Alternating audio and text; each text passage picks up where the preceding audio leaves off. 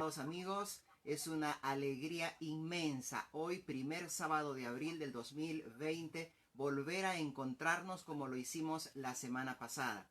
Tenemos dos plataformas a través de las cuales estamos conectados. Estamos conectados a través de Facebook Live.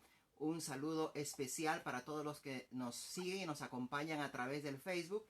Y también un saludo especial para aquellos que nos acompañan a través del Zoom.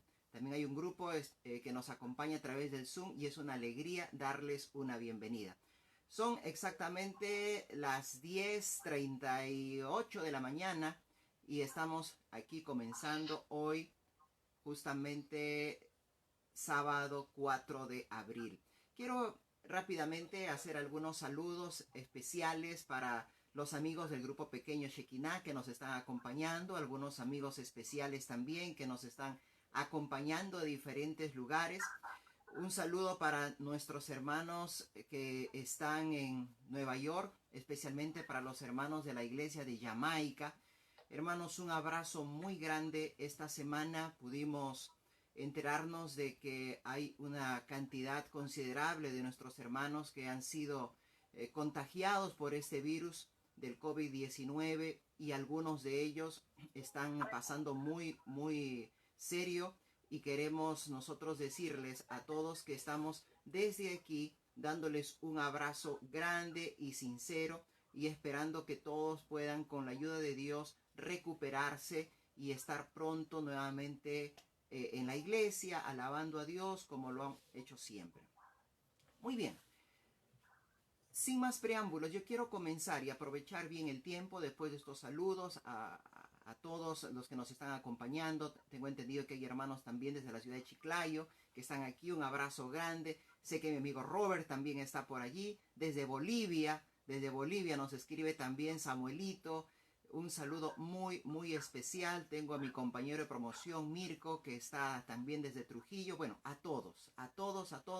Un abrazo especial a quienes puedan ver también este video más adelante. Un saludo especial y un abrazo desde el alma a mi familia que también está aquí en algún otro departamento de la casa escuchando y tratando de compartir este mensaje con mucha alegría. La semana pasada, y esto, bueno, no quiero hacerlo así como una serie, quien no escuchó el mensaje de la semana pasada no va a entender el mensaje de hoy. Sin embargo, la semana pasada nosotros vimos conociendo el tiempo. Tratamos de ubicarnos un poquito en qué tiempo nos encontramos, en qué tiempo estamos. Y para eso nosotros hemos abierto la Biblia, tengo aquí la palabra de Dios, en el libro de Mateo, capítulo 24. Vimos el libro de Mateo, capítulo 24, y analizamos allí cómo es que las señales que están descritas en Mateo 24 son aplicables no solamente para el tiempo de los judíos, cuando Jerusalén fue sitiada en el año 70 por Tito y fue destruida, sino que también eso se aplica para nuestros días. Vimos también que, y analizamos una frase allí que se encuentra en el libro de Mateo, el capítulo 24, el versículo 8, donde decía, y todo esto será principio de dolores. Decíamos entonces que los terremotos, que las pestes, las hambres, las guerras, los falsos cristos, los falsos profetas, todo eso es un indicador de que se acerca el fin, pero no es el fin. Y el texto específico que acabo de leer dice, es principio de dolores. ¿Qué significa eso? Significa que es el comienzo del fin. Jesús no solamente da todas estas instrucciones y consejos en el capítulo 24, sino que recuerda que Jesús era y es un maestro en enseñar por parábolas.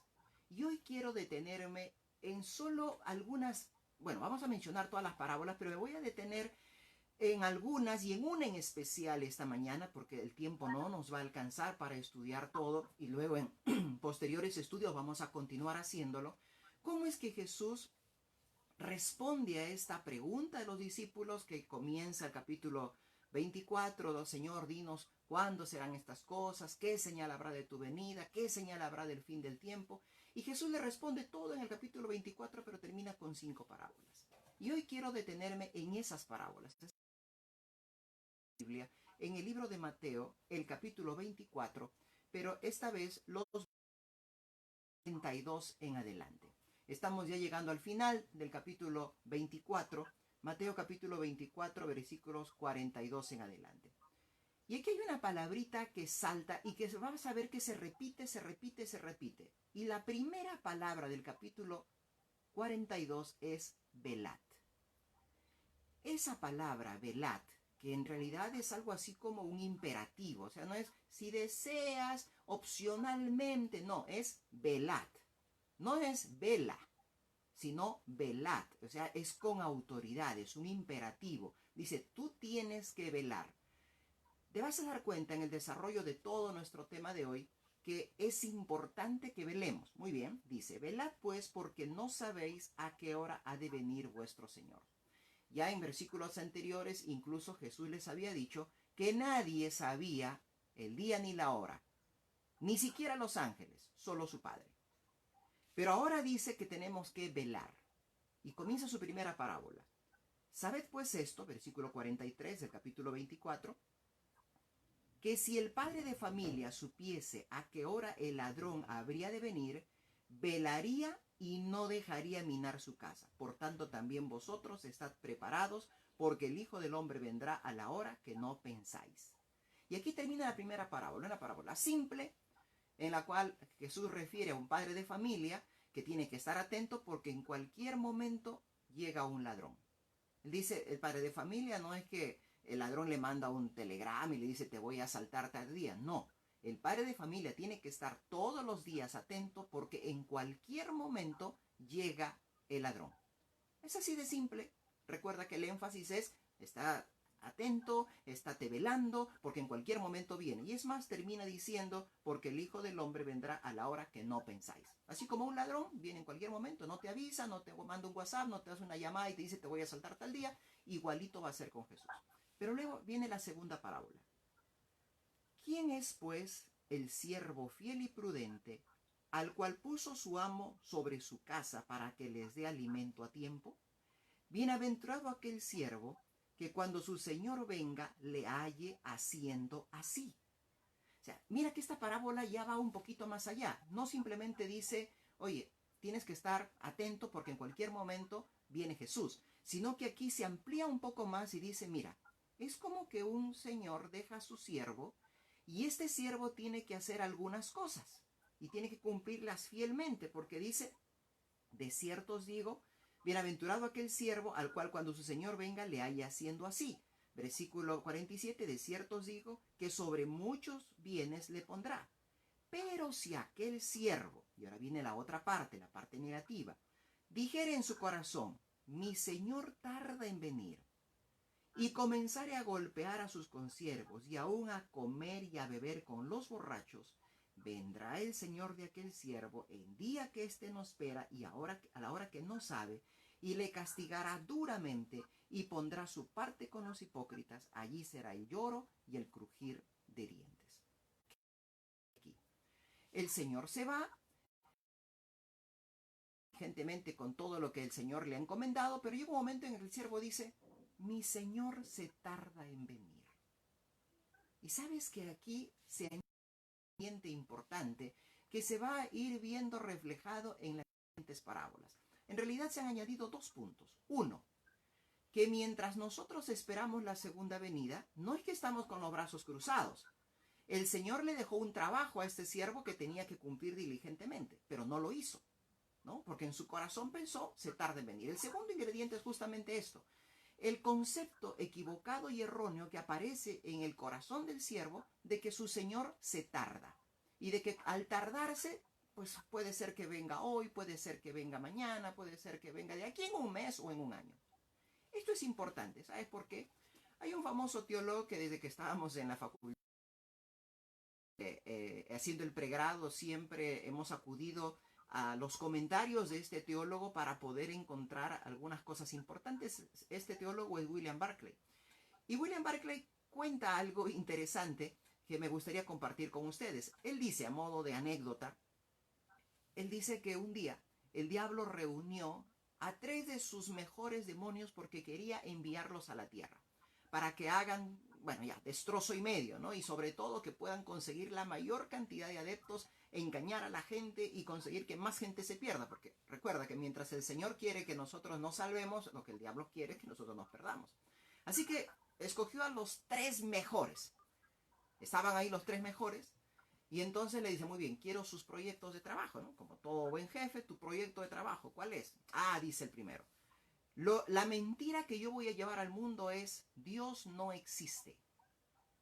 El diablo lo mira y le dice, no me convence tu mentira, ¿sabes? Porque Dios ha creado al ser humano con un chip adentro en su corazón que aunque el ser humano lo niega y lo niega, siempre va a tener la idea de Dios. Así que aunque hagamos lo que hagamos y digamos que Dios no existe, al fin y al cabo el ser humano va a terminar percibiendo a Dios en su corazón. No me convence tu mentira. A ver, el siguiente. Sigue medio triste, se va este demonio, ¿no? El siguiente viene. Señor, dice, yo lo que voy a mentirles es de que no existe fin del tiempo y no existe infierno. No existe fin del tiempo, no existe infierno. No, tampoco me gusta tu mentira, le dice el diablo. ¿Sabes por qué? Porque a la gente al fin y al cabo espera que en algún momento se haga justicia. Y saben que en algún momento al final se va a hacer y se va a obrar justamente y cada quien va a recibir el pago por lo que ha hecho. Así que no me convence. Se acerca el tercero y le dice, mira señor, le dice, yo voy a llevar la siguiente mentira. Todavía falta mucho tiempo. No hay apuro. El fin del tiempo no va a llegar todavía. Esa mentira me gusta, le dice el diablo. ¿Sabes por qué? Porque la gente va a pensar que tiene muchísimo tiempo y la muerte los va a sorprender sin estar preparados. Me gusta tu mentira. Tú vas a ir a la tierra para engañar. Pues bien, esta ilustración de Barclay tiene mucho que ver con esto. Es decir, el énfasis aquí es de que tenemos que estar apercibidos, que tenemos que estar preparados y no tenemos que pensar que falta mucho tiempo. Mira cuál fue el error de este siervo. Dijo en su corazón, mi señor tarda en venir. Aquí déjame abrirte un paréntesis chiquitito, quizás en otro momento lo ampliemos. Recuerda que en el capítulo 20 decía allí, como en los días de Noé, estén casándose, comiendo, bebiendo, y vendrá el Hijo del Hombre. Nosotros automáticamente situamos eso con Génesis capítulo 6, donde dice que todo pensamiento del hombre era de continuo al mal. Pero si tú te fijas bien, aquí en Mateo capítulo 24, no te está diciendo que hay una pecaminosidad grande. Si bien es cierto, nosotros sabemos que en los días de Noé había una gran pecaminosidad y el pensamiento de todos era de continuo solamente al mal, mira la descripción que te hace. Casarse, comer y beber. ¿Casarse es malo? ¿Es pecado? No. ¿Comer es pecado? No. ¿Beber es pecado? No. Entonces ninguna de las 3 cosas son pecado. Recuerda que el énfasis aquí tiene que ver justamente con lo que Jesús va tocando en las parábolas.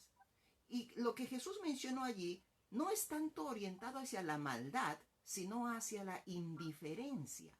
Porque en los días de Noé, a pesar de que Noé les predicaba y les hablaba, ellos cerraron sus oídos, cerraron sus ojos y a pesar que veían el arca que se estaba construyendo y que se estaba terminando, a pesar que vieron las grandiosas cosas que Dios había hecho, a los animales ingresar en el arca, se reían de Noé y no le hacían caso. Entonces, cuando dice como en los días de Noé, no es solamente una situación de maldad, sino una situación de que no nos vamos a dar cuenta.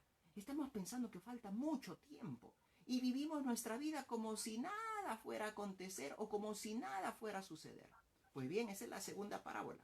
Ahora viene la tercera. La tercera está en el capítulo 25, que nosotros la conocemos. Es más, no voy a leerla porque la mayoría la conocemos, desde las famosas 10 vírgenes.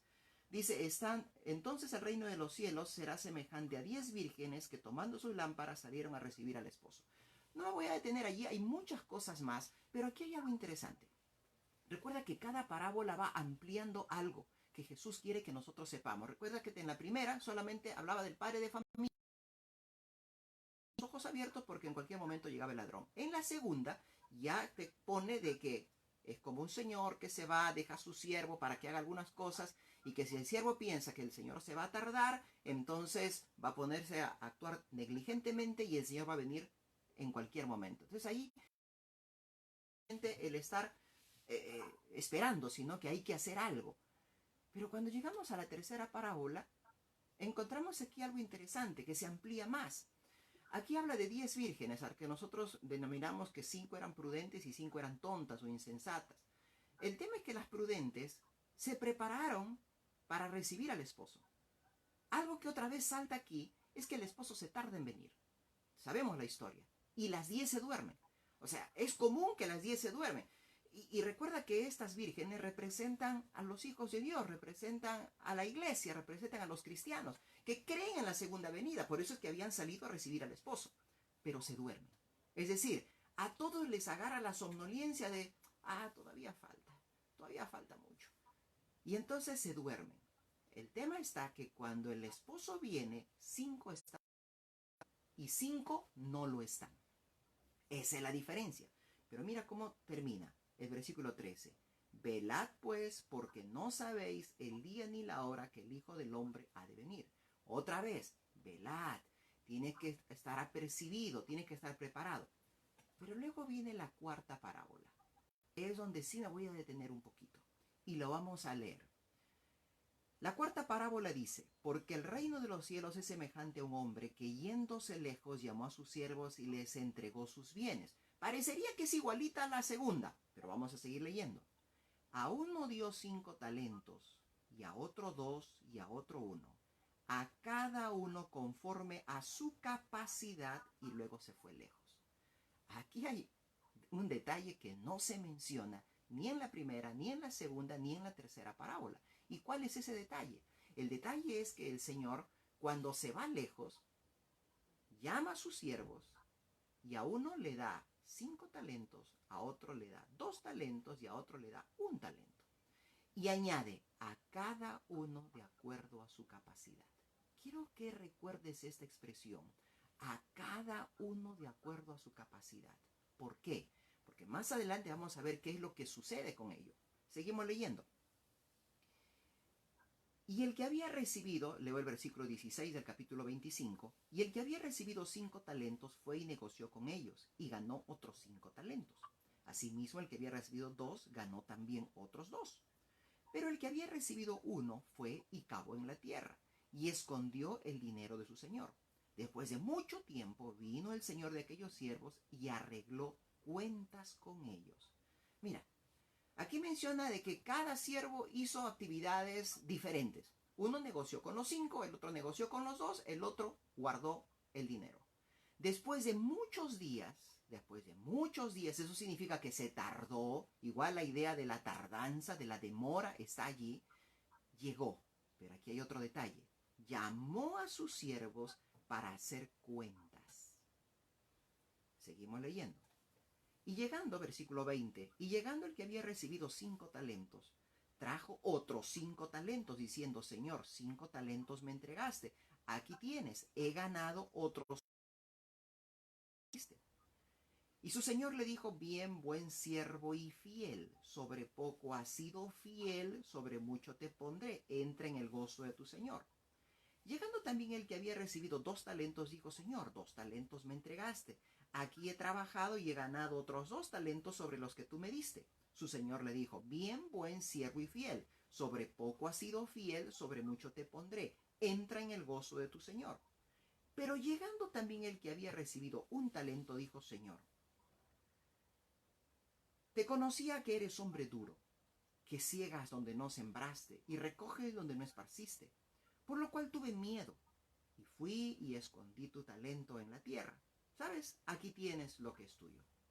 Respondiendo su señor le dijo, siervo malo y negligente, sabías que ciego donde no sembré y que recojo donde no esparcí. Por tanto debías haber dado mi dinero a los banqueros y al venir yo hubiera recibido lo que es mío con los intereses.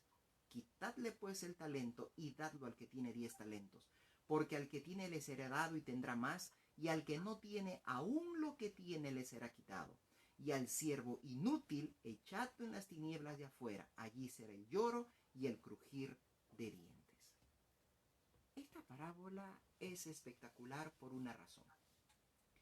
Esta parábola menciona qué es lo que el Señor desea que tú y yo hagamos mientras esperamos su venida.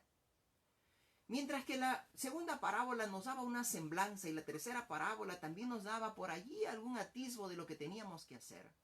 Esta parábola da de plano lo que el Señor espera que hagamos y cómo espera que lo hagamos.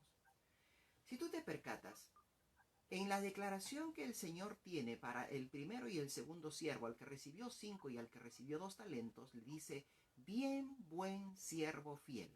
Y otra vez añade, sobre poco has sido fiel.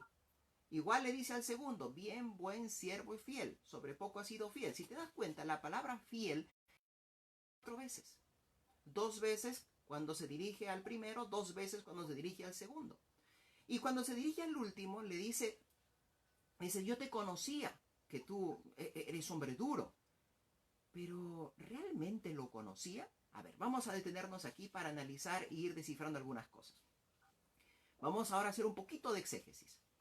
Esa palabra fiel que aparece como lo hemos visto 4 veces es pistos, que proviene del verbo pisteu. Y pisteu en griego no tiene nada que ver con ser fiel. Pisteu significa creer.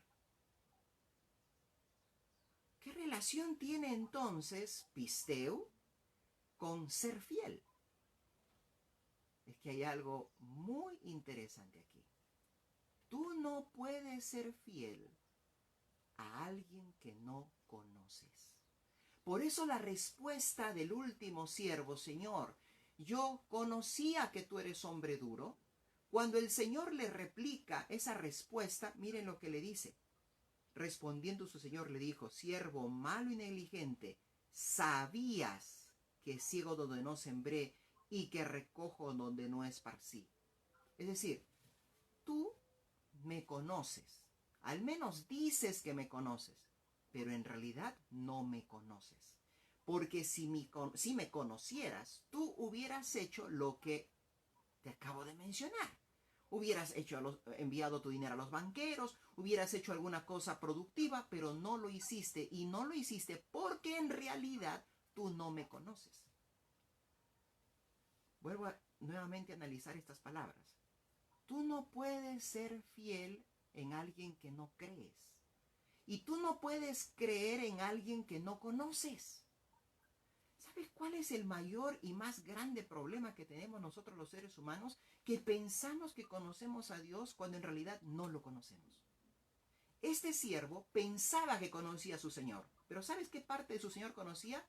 La parte aparentemente mala.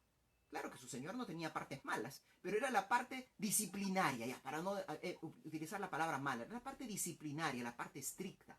Esa era la parte que él reconocía o recordaba o sabía de su Señor. Nada más.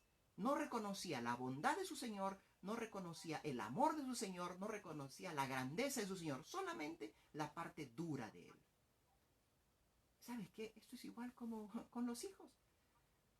Los hijos cuando son preguntados, oye, ¿y tu papá? Ay, mi papá, qué pesado. Mi mamá, qué pesado. Son estrictos, son aquí, son allá, ¿sabes? Quienes me conocen, y sé que hay muchos que me están escuchando, que conocieron a mi familia, conocieron a mi papá, conocieron a mi mamá, saben que mi madre y mi padre eran personas sumamente estrictas. Mi madre era de esas personas que solo con la mirada ya te estaba diciendo, pórtate bien, siéntate, no hagas esto, no hagas el otro. Recuerdo muchas veces en la iglesia, uno es niño, quiere jugar, pero basta una mirada, inmediatamente te detiene. O sea, una disciplina bastante estricta. Si tú me hubieras preguntado de niño, ¿cómo te llevas con tu papá y tu mamá? Lo más probable es que yo te haya dicho, mi papá y mi mamá son muy malos porque me disciplinan y es más, hasta a veces me castigan. Hoy han pasado muchísimos años. Soy adulto, tengo hijos y ahora cuando miro la educación que recibí digo, de verdad, si no hubiera sido por esa educación que yo recibí en su momento estricta, un poco severa, fuerte, dura, no hubiera sido la persona que soy. Pues algo parecido es esto. O sea, yo te pregunto, ¿qué conoces tú de Dios? Este siervo lo único que conocía de Dios era la parte estricta. En realidad no lo conocía. Porque cuando el Señor vino, no había hecho lo que el Señor quería que haga. ¿Sabes que hoy, y lo mencioné esto la semana pasada, nosotros andamos pensando que esto que le está pasando al mundo con el tema del coronavirus es el castigo de Dios? Mentira, eso no es cierto. No es el castigo de Dios. Dios todavía no está castigando a este mundo. Dijimos la semana pasada que lo que sucede es lo mismo que le sucedió a la Jerusalén de esa época. Es decir, el Espíritu Santo se retiró. La gloria y el cuidado de Dios se fueron retirando porque el ser humano fue cerrando su corazón. ¿Sabes tú? Y lo decíamos la semana pasada. Los israelitas pensaron hasta el último que Dios los iba a defender, que ellos jamás nunca iban a quedar como esclavos, que jamás nunca los romanos iban a destruir el sagrado templo de Dios. Y es más, cuando Celso Galo se retiró con su ejército y ellos los persiguieron, ellos pensaron que Dios había actuado de manera sobrenatural y que Dios había entregado a los romanos en sus manos. Por otro lado, los judíos cristianos supieron que esa era la que había dejado para que salgan de Jerusalén. Y salieron todos. ¿Y saben qué? Ellen White, en El conflicto de los siglos y en El deseo de todas las gentes, dice, ni un solo cristiano pereció. También lo confirma la historia. La historia, en Flavio Josefo, un historiador que vivió en ese tiempo, confirma de que ni un solo judío cristiano murió. ¿Por qué? Porque obedecieron lo que estaba escrito en la palabra. Mientras los israelitas pensaban que el favor de Dios era que había hecho retroceder a los romanos, los verdaderos hijos de Dios entendieron que esa era la señal para salir. ¿Te das cuenta? ¿Cómo se entiende diferente las acciones de Dios? Porque no lo conocemos. Hay muchas personas que hoy, en este momento, están pensando que este es el castigo de Dios. ¿Y sabes qué? Y hay otras personas que están pensando que esto es algo que va a pasar y ahí nomás quedó y ya, punto. No, no, no, no, no.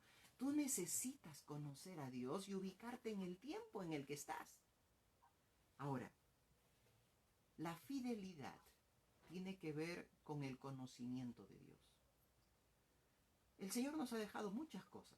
El mismo capítulo 24, el versículo 14 dice que tenemos que predicar el Evangelio. Quizás esa sea la mayor y más grande comisión que el Señor nos ha dejado. Mi pregunta es, ¿predicamos el Evangelio, por ejemplo? ¿Estamos testificando de su poder?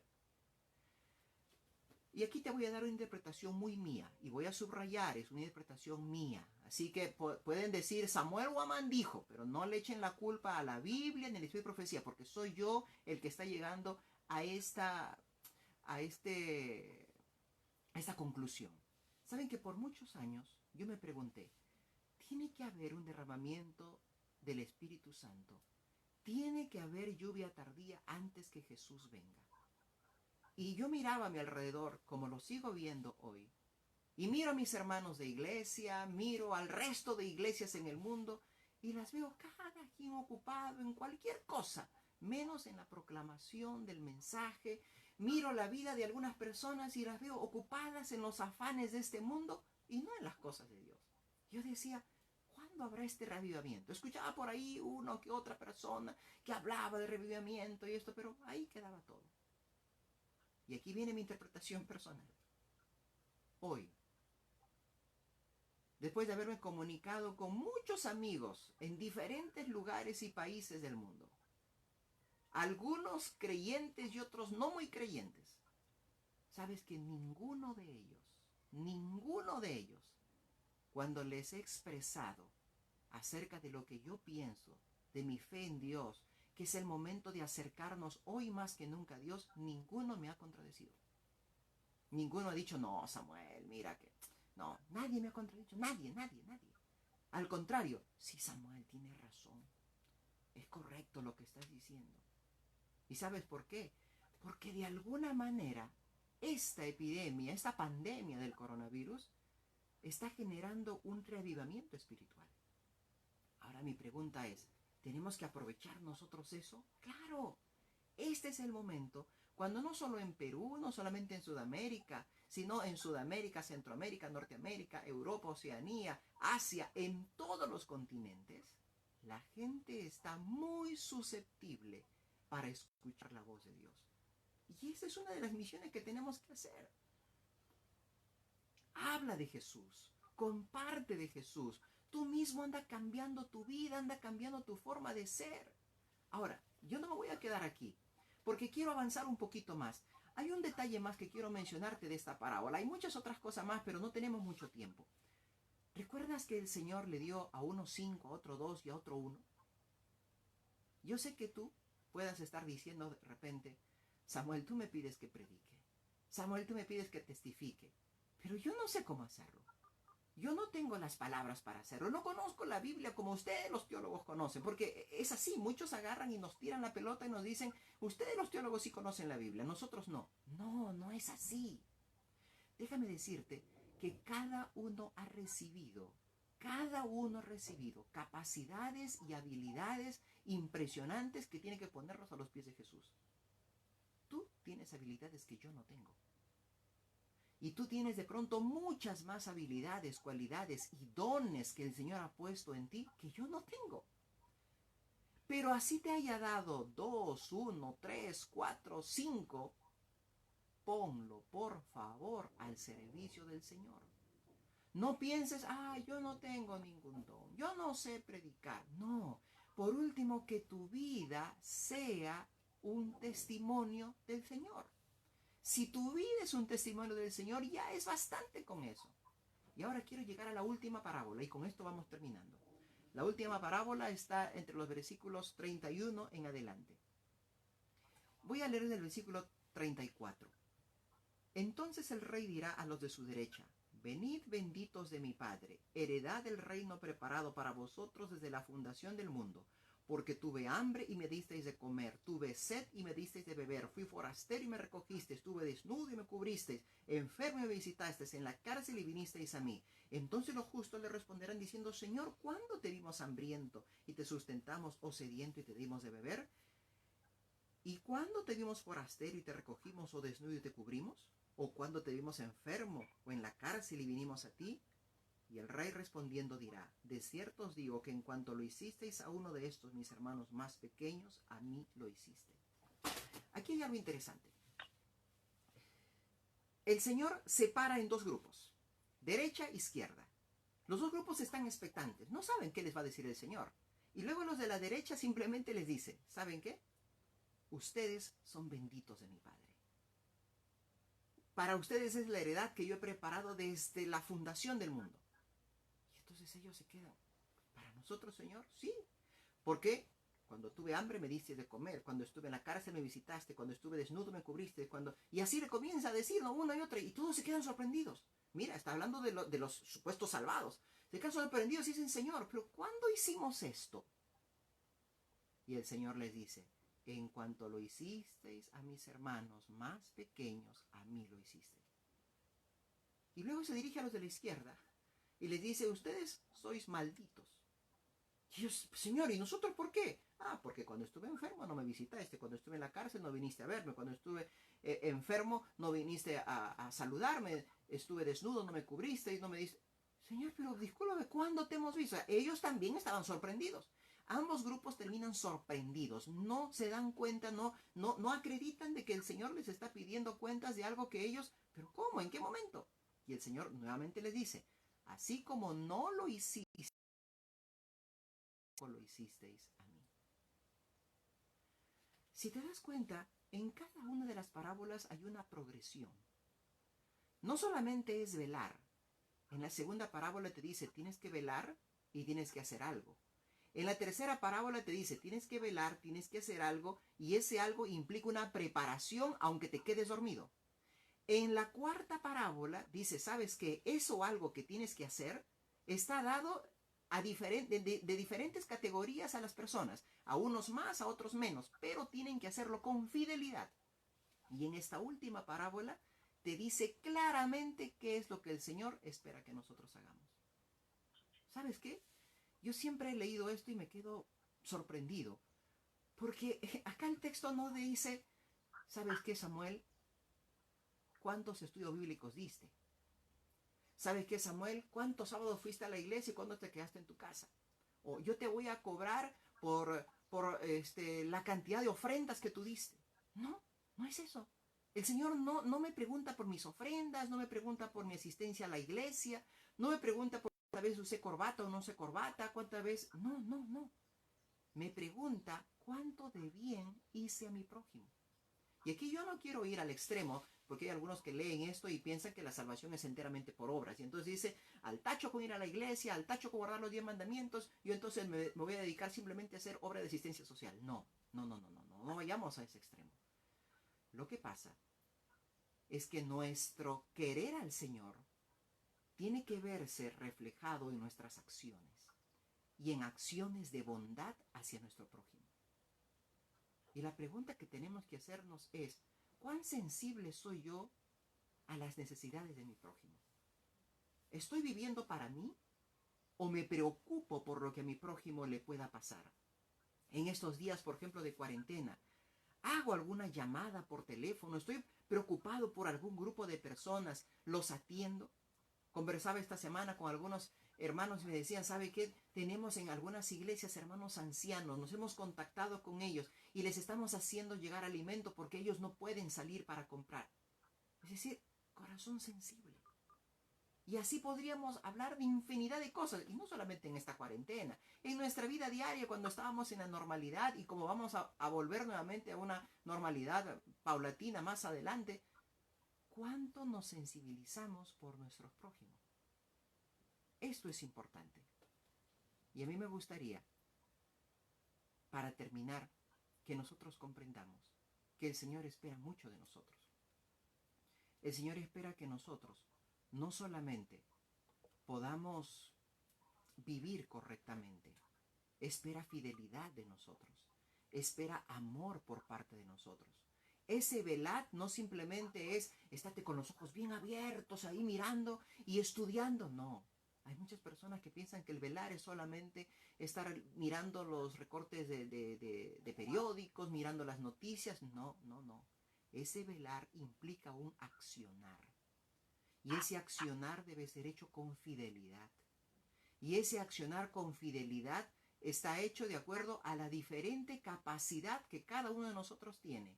Y ese accionar con fidelidad de acuerdo a nuestra capacidad básicamente se ve reflejado en lo que hacemos por el prójimo. En lo que hacemos por el prójimo. Así que yo quiero invitarte a que ahora que tú estás conociendo en qué tiempo vivimos, que estamos viviendo en los descuentos, en los minutos finales de la historia de este mundo, no es simple y llanamente saber eso. Tenemos que estar haciendo algo con fidelidad y con integridad. No solamente es buscando nosotros a Dios, sino preocupándonos por los demás. Lo que el Señor quiere es ver un evangelio vivo, un evangelio que se exprese en las cosas que hacemos. Así que si estuviste solamente preocupado por ti y los tuyos esta semana y no te preocupaste por otros, coge el teléfono, da una llamada a un amigo, a un familiar, a un primo, a un hermano, a un sobrino, a un vecino y pregúntale cómo está. Dile, estoy orando por ti. Envíale un mensaje y te vas a dar cuenta cómo nuestra alegría va a ser inmensa. Vamos a sentir un gozo grande en nuestro corazón porque estamos haciendo justamente lo que el Señor nos ha pedido. Quiero terminar esta meditación haciendo una oración. Quiero orar para que el Señor te ayude a conocer también a ese Dios, no solamente ese Dios extremadamente justo, severo, que si te portas mal te va a castigar. No, ese Dios no es correcto que tú lo conozcas porque no es así como lo menciona la Biblia. La Biblia te habla de un Dios que se preocupa por ti, de un Dios que te ama, que te quiere, que sabe tus necesidades. Quiero que conozcas a ese Dios, que ames a ese Dios, de tal manera que las acciones de bien que tú hagas sean en torno a ese Dios que tú conoces. Así que vamos a orar. Querido Dios y Padre que estás en los cielos, Señor, gracias por tu palabra, gracias porque no solamente nos dejas señales para estar atentos y saber que tu venida está pronta, no solamente nos dices que tenemos que velar, sino porque tú, Padre, también, de manera muy inteligente y sabia, nos muestras qué es lo que tenemos que hacer mientras esperamos tu venida. Padre Santo, permite que cada uno de mis amigos y hermanos que están viendo en este momento de manera simultánea y los que verán más adelante este tema, puedan también, Señor, ponerse de rodillas y encontrar cuáles son los dones que tú les has dado. A unos nos has dado pocos, a otros les has dado más, pero independientemente de cuántos dones tú nos hayas dado, queremos, Señor, pedirte que nos ayudes a que todos esos dones lo pongamos a tu servicio y al servicio de nuestro prójimo. Que cuando tú vengas no digamos, Señor, bueno, aquí está, me diste esto, pero lo escondí porque tenía miedo. No, tú no eres un Dios que causa miedo. Eres un Dios a quien queremos por amor. Guárdanos, Señor, a todos. Bendice a mis hermanos en Ecuador. Bendice a mis hermanos en Bolivia. Bendice a mis hermanos en Brasil. Aquí en Perú, en los diferentes departamentos. Bendice a mis hermanos en Guatemala. Bendice a mis hermanos en Nueva York, en Boston. Guárdalos, Señor. En las personas que nos están acompañando desde España, desde Italia. Guárdalos, Padre. Bendice también, te ruego, mi familia. Mi familia por parte de mi padre, por parte de mi madre, a todos mis tíos, primos. Guárdalos, Señor. Y bendice también la familia que me has dado. Bendice a mi esposa, a mis hijos. Y bendice, Señor, a cada uno de mis hermanos que están escuchando esto. Guárdalos, Señor, y acompáñalos. En el nombre de Jesús. Amén. Que Dios los bendiga. Es un gusto grande y Dios mediante nos vemos el próximo sábado. Bendiciones.